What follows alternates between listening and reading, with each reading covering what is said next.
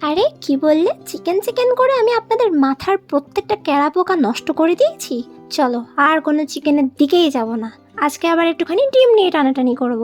তো প্রথমেই ময়দাটা মেখে নিলাম একটু লবণ আর একটুখানি রিফাইন তেল দিয়ে। লুচি বা পরোটার জন্য যেইভাবে মাখেন সেভাবে মেখে নেবেন, কোনো সমস্যা নেই। আমি তো 3খানা বানাবো আর একটা থাকবে ফ্রিজে, আবার কালকে ইচ্ছে হলে খাবো। চলো এবার নিজের বাড়ির ঠান্ডা আলমারি মানে ফ্রিজ থেকে বের করে নাও শসা, এরপর কেটে নাও লঙ্কা। আরে বাবা, ঝাল না খেতে পারলে তাহলে কিন্তু লঙ্কা কাটার কোনো রকম দরকার নেই। এরপর কেটে নাও ক্যাপসিকাম, তারপর কেটে নাও টমেটো, তারপর কেটে নাও পেঁয়াজ। আরে বাবা, এইভাবেও খেলে তো একটু সবজি পাতিগুলো পেটে ঢোকে রে। তারপর নিয়ে নাও একটুখানি পাতিলেবু। লঙ্কাটা বাদ দিয়ে বাকিগুলো একসঙ্গে মিক্সড করে রাখো। কেন মিক্সড করবে সেটা আমি পরে বলছি, তাহলে পরে সুবিধা হবে। লঙ্কাটা মিক্সড করবেন না, যে যেরকম ঝাল খায় সেই অনুসারে জিজ্ঞাসা করে তারপর কিন্তু দেবেন, নয়তো কিন্তু তোমার টাকার লঙ্কা যদি কেউ ফেলে দেয়, ব্যাস তাকে শোনাবেন 10 টাকার লঙ্কা ফেলে দিয়েছেন। এরপর আমি মার্বেলের মধ্যে একটুখানি রিফাইন তেল দিয়ে ভালো করে কিন্তু এগুলোকে বেলে নিলাম, এই রুটিগুলোকে রোলের।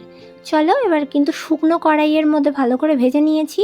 এরপর কিন্তু ডিম দিয়ে, তারপর প্রথমে ডিমের মধ্যে নুন আর গোলমরিচ গুঁড়ো দিয়ে দিই। হ্যাঁ, এবার কিন্তু রিফাইন তেল দিয়ে তারপর কিন্তু ডিমের ওপর মৃত্যু যখন ঘটালামই তাহলে একটুখানি ভালো করে ঘটাই, ব্যাস মৃত্যু ঘটানো ডান। তো চলো এবার আর কিচ্ছু না, এবার শুধু মুড়ে দিলেই রেডি। প্রথমে দিয়ে দিলাম টমেটো সস, তারপর কিন্তু এই যে ভেজিসগুলো যেগুলো বললাম একসঙ্গে মিক্সড করতে। তারপর মাকে জিজ্ঞেস করলাম কটা লঙ্কা দেবো, 4টে না 5টা, বললো 5টা। তারপর কিন্তু একটু বিট নুন, একটু চাট মশলা আর একটু লেবু স্কুইজ করে দিলেই একদম রেডি।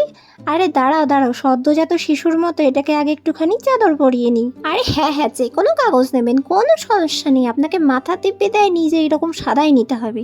চলো চাও করে নিয়েছি। আজকের ভিডিওটা এ পর্যন্তই, ভালো লাগলে বলবেন টাটা।